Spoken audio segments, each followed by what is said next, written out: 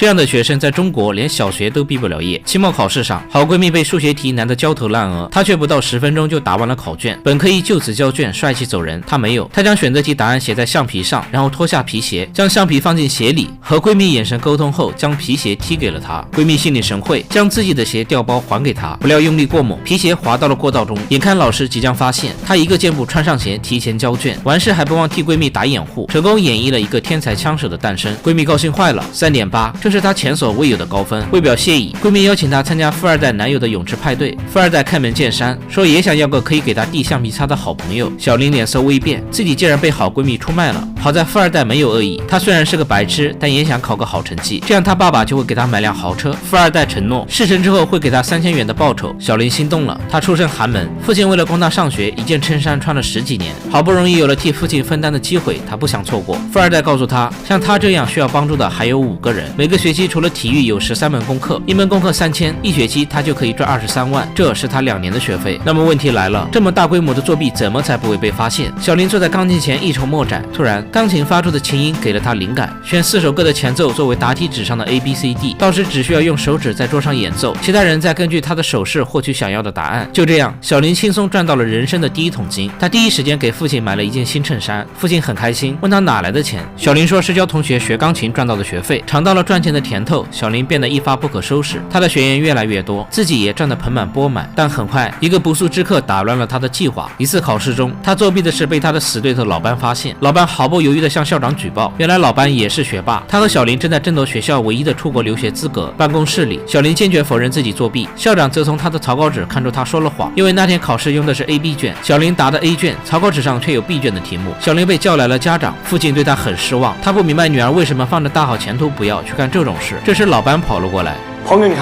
就这样，小林失去了争夺出国留学的资格。父亲勃然大怒，将他买的衬衫还给了他。小林却觉得自己没错，他只是帮别的同学作弊，自己又没有。没多久，闺蜜又找到他，请他帮忙策划一场更大的作弊，这次报酬高达60万。这个女孩才上高中，却已经年入100万。闺蜜请她帮忙考试作弊，承诺事成之后给她60万。小林想都没想就答应了。但这次考试不同以往，这是国际雅思考试，全世界统一时间开考，每个考生随机分布在不同考场。这样一来，他就无法通过手指传递答案。一筹莫展之时，一个外国男人给了他灵感。外国男人和女儿打电话，女儿那边还在白天，泰国这里却已经是黑夜。对，时差。雅思考试全世界统一时间开考，但由于时差，有的地方先考，有的地方后考。只要他在考试那天飞到开考时间较早的地区，比如悉尼，这样他就能提前4小时看到题目，再趁中途休息时间，凭借记忆用手机将答案传回泰国，这样泰国的考生就能在考试前知道答案。但眼下还有2个难题。第一，考生如何将答案带进考场？小林想到了一个好办法，用铅笔，铅笔上面印有条形码，不同粗细的线条代表不同选项，最粗的是 A， 然后是 B、C 和 D。他们可以把填空题答案印在条形码旁边，完美。30个客户，每人25万，只1场考试他就赚到了750万。现在只剩下最后一个，也是最难的问题。雅思考试有100道选择题，以他的实力只能记住一半，他们还需要另一个枪手来配合。目前来看，只有老班是不二人选，但老班已经获得了留学资格，只差一张考卷走过场就可以拿到全额奖学金，怎么会和他们同流合污？几人束手无策之时，没想到意外来了。老班考试前天与几个混混发生口角，被混混打伤扔到了垃圾场，他竟然错过了入学考试。回到家的老班非常气馁，现在正是说服他的绝佳机会。小林找到老班，以高额的报酬诱惑他，成功拉他入伙。万事俱备，只欠东风。接下来的日子里，他们开始练习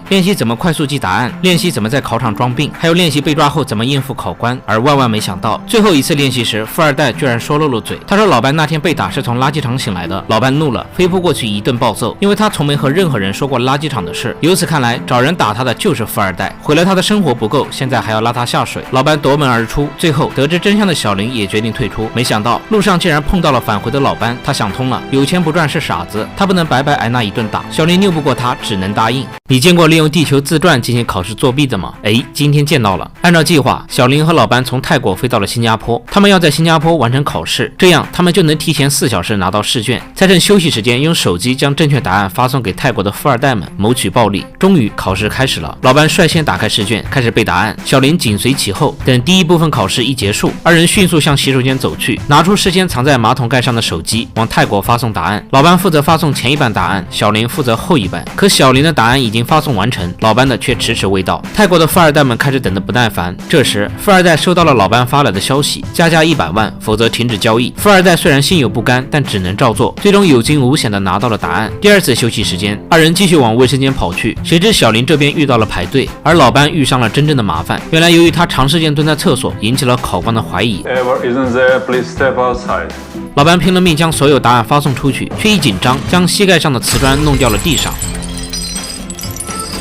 完蛋，暴露了。而小林这边也不是很顺利，一名女考官在小林离开厕所后进去检查，好在手机已经被他藏在了靴子里。他小心翼翼地向考场走去，不料看到有人在搜身，小林灵机一动，转头将手机藏在了饮水机里。看到老班空荡荡的座位，小林知道接下来将是他一个人的战斗。学霸就是学霸，小林使出浑身解数，将100道选择题的答案变成曲子，记在脑中。接下来他必须提前10分钟离开考场。只见他用铅笔伸进喉咙，随后假装生病，提前离开考场。小林拿出手机开始发送答案，不料刚刚抓住老班的考官追了过来。小林一边逃跑一边发送答案，最终在被考官带走前发送了所有答案。而远在泰国的富二代们也顺利奔赴考场。事后老班被判终身禁考，小林也因为提前离开考场被取消了考试成绩。看着审讯室里的老班，小林难受极了，是他害老班落得如此下场。回国后，小林拒绝了好闺蜜的欢迎派对，也没从富二代那里拿1分钱。她不想一错再错。不料几天后，老班找到了她，他报名了一场SOT 考试，这次作弊成功的话会有1000万。小林直接拒绝了他，老班恼羞成怒，威胁他如果不干就曝光他和那些富二代们。他不知道小林已经改过自新。电影最后，小林在父亲的陪同下来到 SAT 自首。《天才枪手》这部电影其实蛮嘲讽的，小林和老班为什么会铤而走险帮富二代们作弊？说到底还是穷。那么问题来了，当赚钱的机会摆在我们面前，我们是否就要放弃底线，在违法的边缘不断试探？我认为大可不必。想想老班被学校开除后，他母亲签字时难受的样子，我不想我母亲也这样。好了，今天的电影就到这里。